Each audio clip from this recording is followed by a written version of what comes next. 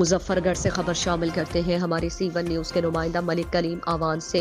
جائیں تو جائیں کہاں، سمجھے گا کون یہاں، درد بھرے دل کی زبان۔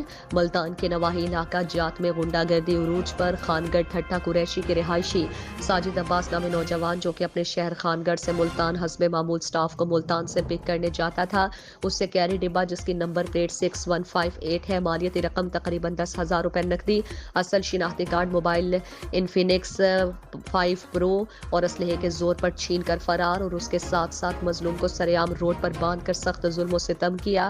تھانہ شاہ رکن عالم میں مقدمہ درج کر لیا گیا ہے۔ واقعے کے مناظر کیمرے میں دیکھے جا سکتے ہیں۔ اس حوالے سے ساجد عباس موہانہ کے متاثرہ خاندان نے کہا ہے کہ RPO ملتان اور ایڈیشنل IG فوری نوٹس لیں۔ تھانہ شاہ رکن عالم مقامی پولیس سے فوری طور پر کارروائی کی اپیل۔ ملزمان کو فی الفور گرفتار کر کے قانون کے کٹہرے میں لایا جائے۔